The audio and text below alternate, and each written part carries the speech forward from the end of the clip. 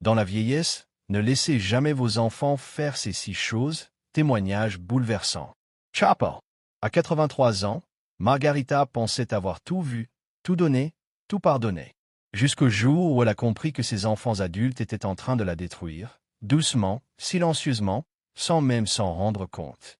Voici son histoire. Et 6 leçons qui pourraient vous sauver la vie. L'instant où tout bascule. Il arrive un âge où vous réalisez que vos enfants ne demandent plus simplement de l'aide. Ils prennent votre temps, votre argent, votre paix, votre dignité. Et quand vous finissez par comprendre ce qui se passe, vous avez déjà perdu des années que vous ne rattraperez jamais. Des morceaux de vous-même que vous ne retrouverez pas. Je m'appelle Margarita. J'ai 83 ans. Et je dois vous raconter les 6 choses que j'ai laissé mes enfants faire, qui ont failli me détruire. Pas d'un coup. Pas de façon dramatique. Lentement. Dans le silence. Comme l'érosion d'une rivière, on ne voit rien, jusqu'au jour où le sol sous nos pieds s'effondre. Ce que j'ai vécu ne ressemble pas à de la maltraitance. De l'extérieur, ça ressemble à de la famille, à de l'amour, à de la nécessité. Mais ce n'est pas de l'amour. C'est de l'habitude, de la manipulation, et parfois, de la simple indifférence.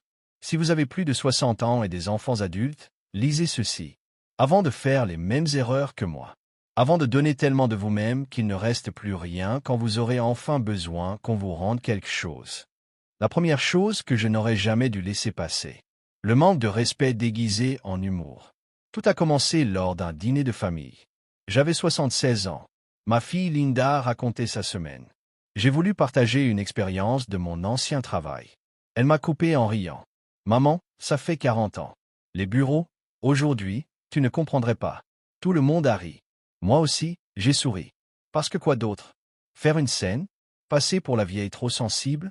Mais à l'intérieur, ça a fait mal. Parce que si, je comprenais. Les gens difficiles existent à toutes les époques. La nature humaine ne change pas. Mais ce que j'ai compris surtout, c'est que je venais d'être jeté à la poubelle devant ma propre famille. Mon expérience invalidée. Ma tentative de lien, ridiculisée. Je n'ai rien dit. Alors ça a continué. Chaque fois que je commençais une histoire, quelqu'un souriait avec indulgence. Chaque fois que je donnais un conseil, on m'expliquait gentiment que ça ne s'appliquait plus. À l'anniversaire de mon petit-fils, j'ai évoqué les gâteaux faits maison de mon époque. Linda a levé les yeux au ciel. Personne ne fait ça, maman. On n'a pas tout ton temps libre. Comme si élever 5 enfants en travaillant à mi-temps était des vacances. Je me suis tue. Je me suis faite petite. Et c'est ça, le problème. Quand on laisse passer le manque de respect sans rien dire, on apprend aux autres que notre dignité est négociable. La deuxième chose que je n'aurais jamais dû tolérer. M'ont traité comme s'ils n'avaient aucune valeur. À 77 ans, j'avais enfin construit une vie à moi. Un club de lecture. Des promenades matinales. Un café chaque mardi avec Sarah, ma voisine. Des petites choses. Mais elles étaient miennes. Puis Linda a commencé à appeler. Maman, tu peux garder les enfants jeudi? Juste quelques heures. Vendredi après-midi? Maman, je sais que c'est à la dernière minute, mais la babysitter a annulé. Tu peux venir maintenant? J'ai dit oui. Encore oui. Toujours oui. J'ai annulé mes plans. J'ai laissé tomber mon club de lecture. J'ai arrêté de prendre des cafés avec Sarah. Une semaine, j'ai réalisé que j'avais passé 5 jours sur 7 chez Linda. À garder les enfants. À faire ses courses. À vivre sa vie, pas la mienne. Quand j'ai timidement évoqué le besoin de plus de préavis, son visage s'est fermé. Je croyais que tu adorais être avec tes petits-enfants. La plupart des grands-mères seraient ravies. La phrase fatale. Celle qui transforme vos limites en égoïsme. Je n'ai pas osé dire, j'ai besoin de temps pour moi aussi. J'ai continué à dire oui. J'ai continué à enseigner à ma fille que mon temps, lui, ne valait rien. La troisième chose que je n'aurais jamais dû permettre. La culpabilité utilisée comme une arme. Mon fils David ne demandait jamais d'argent directement. Il était plus intelligent que ça. Il appelait et laissait tomber des phrases. Les choses sont dures en ce moment. On ne sait pas comment on va finir le mois. Ta petite fille a besoin de chaussures, mais ça attendra. Il ne demandait rien. Il posait juste son poids sur la conversation. Et moi, je ne supportais pas de le savoir en difficulté. David, je peux aider? Combien tu veux? Non, maman, je ne veux pas être une charge. Il me faisait insister. Me faisait le supplier presque. 200 €. 500, 1000. On te rembourse, promis. Ils ne m'ont jamais rien remboursé. Et je n'ai jamais rien réclamé. Parce que demander, c'était passé pour une mère pingre. En 4 ans, j'ai donné à David et Linda plus de 20 000 euros sur mes économies de retraite. L'argent que j'avais mis de côté pendant des décennies. Pour les urgences. Pour les frais médicaux. Pour la fin de ma vie. À 81 ans, mon chauffe-eau a lâché. 800 euros. Je ne les avais pas. J'ai dû rogner sur ma nourriture pendant 2 mois. J'ai appelé David. Pour la première fois, j'ai demandé de l'aide. Oh, maman, c'est dur. On est vraiment serré en ce moment. Tu peux prendre des douches froides un moment? Non? Le fils à qui j'avais donné des milliers d'euros ne pouvait pas m'aider avec 800 euros. J'ai compris ce jour-là, je ne les avais pas aidés. Je les avais empêchés de grandir. Et j'avais détruit ma propre sécurité. La 4e chose que je n'aurais jamais dû accepter. Être nécessaire à tout, mais soigner en rien. À 79 ans, je suis tombé dans ma salle de bain. Tôt le matin. Je n'arrivais pas à me relever. Je suis resté 40 minutes par terre, à essayer de trouver un appui. Quand j'ai enfin réussi à me lever, j'étais tremblante, terrorisée. J'ai appelé Linda. Elle m'a écouté, m'a dit, « Mon Dieu, c'est terrifiant, heureusement que tu vas bien. » Puis, « Écoute, je dois aller chercher les enfants, rappelle-moi après. » Elle n'est pas venue. Elle n'a pas rappelé. David non plus. Ma voisine Sarah, elle, est venue avec une soupe. Elle est restée 2 heures. Elle est repassée tous les jours pendant une semaine. Une voisine. Pas mes enfants. Ça a fait plus mal que la chute. Parce que j'avais passé 79 ans à être celle qui accourait. Et quand j'ai eu besoin qu'on accourt pour moi, tout le monde était trop occupé. La 5e chose que je n'aurais jamais dû laisser s'installer. Être le plan de secours permanent. Panne de voiture? Appelle maman.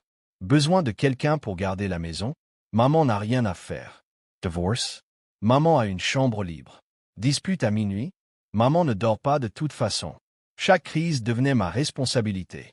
Non pas parce que j'étais la mieux placée pour aider, mais parce que j'étais la plus facile à solliciter. Parce que j'avais toujours dit oui. À 80 ans, mon fils Miguel, en plein 2e divorce, m'a demandé de rester 1 semaine ou 2. Il est resté 6 mois. Il mangeait mes courses, utilisait mon chauffage, laissait traîner ses affaires. Mon chez-moi n'était plus à moi. Ma paix, détruite. Quand j'ai enfin osé lui dire de trouver son propre endroit, il m'a répondu. Je croyais pouvoir compter sur toi, maman. La famille, ça ne veut plus rien dire. Ma limite est devenue une trahison. Mais ce n'est pas une trahison. C'est une survie. La 6e chose, la plus insidieuse. Il commence à décider pour vous. À 82 ans, Linda a commencé à me parler de vendre ma maison. Elle ne me demandait pas si j'y avais pensé. Elle me disait qu'il fallait le faire. Cette maison est trop grande pour toi. Tu devrais aller en maison de retraite. Ou t'installer près de chez moi pour que je puisse te surveiller. Elle ne m'a jamais demandé ce que je voulais. J'ai dit non. J'aime ma maison. J'y vis depuis 30 ans.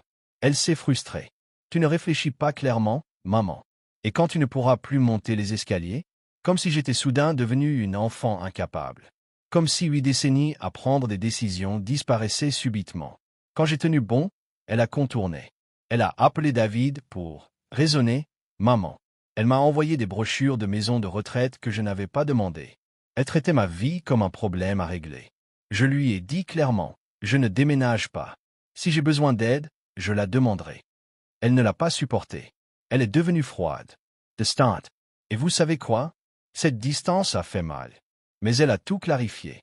Parce que les enfants qui ne restent près de vous que quand vous êtes docile, ne vous respectent pas. Ils vous gèrent. Et ce n'est pas de l'amour. C'est du contrôle. Ce que j'ai appris, trop tard, mais pas trop tard. Ces 6 choses, le manque de respect, le temps banalisé, la culpabilité comme arme, le soin à sens unique, le plan de secours permanent, la perte d'autonomie, ne vous détruisent pas d'un coup. Elles vous détruisent jour après jour. Limite après limite franchie. Jusqu'au matin où vous vous réveillez et comprenez que vous avez passé des années à donner des morceaux de vous-même à des gens qui n'avaient jamais l'intention de rien rendre. Aujourd'hui, j'ai 83 ans. J'ai fini d'être mise de côté. J'ai fini d'annuler ma vie pour la leur. J'ai fini d'être utilisé comme solution à tous leurs problèmes. Si ça signifie moins de contact avec mes enfants, plus de distance, eh bien j'ai fait la paix avec ça. Parce que je préfère être seule et entière qu'entourée de gens qui ne m'apprécient que pour ce que je peux leur donner. Les relations qui ont survécu à mes limites, celles-là valaient la peine. Les autres n'étaient construites que sur ma complaisance. pas sur ma valeur. Et maintenant, parlons du livre. J'ai écrit tout ça. Chaque limite que j'aurais dû poser. Chaque moment où j'aurais voulu choisir différemment. Je l'ai mis dans un livre, Le Code de la liberté. Mon fils David m'appelle presque tous les jours pour que je le retire. Il dit que les gens vont reconnaître notre famille. Que je détruis sa réputation. Que Linda ne lui parle plus à cause de ça. Mais une femme de Valence, Béatrice, 71 ans, m'a écrit. Elle donnait de l'argent à sa fille depuis des années. 30 000 euros. Ses économies fondaient. Elle a lu le livre. Elle a dit non. Sa fille a été furieuse, puis elle a trouvé un deuxième travail. Béatrice dort toute la nuit pour la première fois depuis des années. Une autre, Florencia, 69 ans, gardait ses petits-enfants 5 jours par semaine depuis 4 ans. Épuisée, elle a réduit à 1 jour par semaine. Sa fille était contrariée, mais elle s'est adaptée. Florencia a rejoint un groupe de couture. Elle dit « Je me sens moi-même, enfin ». Alors non, je ne retire pas le livre. Si ça peut aider une seule personne à poser des limites avant d'avoir tout perdu, ça vaut plus que de faire semblant que tout va bien. Une dernière chose. Parfois, je pense à l'été 1974. J'avais 32 ans.